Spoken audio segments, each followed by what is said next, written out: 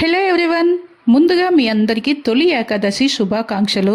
చూస్తున్నారు కదా, ఈరోజు ఏకాదశి వ్రతం ఆచరించే వాళ్ళు తప్పకుండా ఉపవాసం అయితే ఉంటారు కదా. అలా ఉపవాసం ఉండే వాళ్ళు తీసుకోవడానికి వీలుగా ఉండే ఈ పాల పానకాన్ని ఎలా తయారు చేసుకోవాలో ఇప్పుడైతే నేను చూపిస్తాను. మీరు దీన్ని ఎండ్ వరకు చూసి తప్పకుండా ఈరోజు తయారు చేసుకుని తాగండి. అమృత సమానమైనటువంటి ఈ పానకాన్ని ఎలా ప్రిపేర్ చేసుకోవాలో చూపించేస్తున్నాను. వెడల్పుగా ఉండే ఏదైనా గిన్నె తీసుకొని దాంట్లోకి 2 గ్లాసుల వరకు నీళ్లు, మంచి నీళ్ళు అయితే వేసుకోవాలి. దాంట్లో ఒక హాఫ్ కప్ వరకు పంచదార వేసి దాన్ని కరిగించుకోవాలి.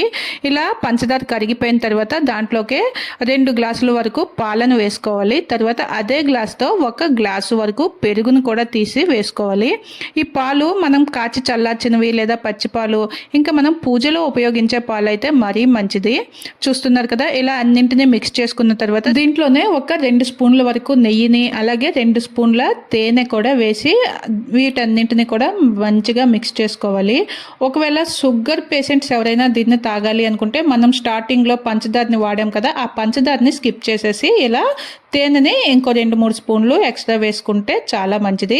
ఇలా మొత్తం అన్నింటినీ బాగా మిక్స్ చేసుకున్న తర్వాత మనం పూజలో ఉపయోగించిన అరటి పండ్లు, కొబ్బరికాయలు ఉంటాయి కదా, సో వాటిని ఇక్కడ మనం ఆ అరటి పండ్లని చిన్న చిన్న ముక్కలుగా కట్ చేసుకోవాలి. అలాగే ఆ కొబ్బరి చెక్కల్ని మంచిగా తురుముకొని దానిని కూడా ఒక్కొక్క కప్పు వరకు దీంట్లో మంచిగా మిక్స్ చేసుకోవాలి. ఇంకా మనం ఇది ఉపవాసం రోజు ప్రిపేర్ చేసుకుంటున్నాం కనుక ఫైనల్గా పూజలో ఉపయోగించిన ఒక 2-3 తులసి దళాలని కూడా చక్కగా తుంచి వేసుకొని మంచిగా మిక్స్ చేసుకొని ఒక గ్లాస్ నిండుగా పోసుకొని తాగామంటే మనకి అస్సలు ఉపవాసం చేస్తున్నట్టు అంటే ఆ నీరసం అనేది ఏమి అనిపించదు.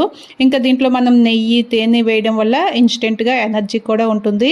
ఇంకా పాలు, పెరుగు, మంచినీళ్ళు యూజ్ చేసాం కదా, మన బాడీ డిహైడ్రేట్ అవ్వకుండా డే అంతా కూడా ఫుల్ ఎనర్జీగా ఉండొచ్చు అనమాట. చూసారు కదా, ఈ రెసిపీని అయితే ఈరోజు ఖచ్చితంగా ట్రై చేయండి. అలాగే మీకు ఎలా అనిపించిందో కామెంట్ చేయండి. Thank you for watching.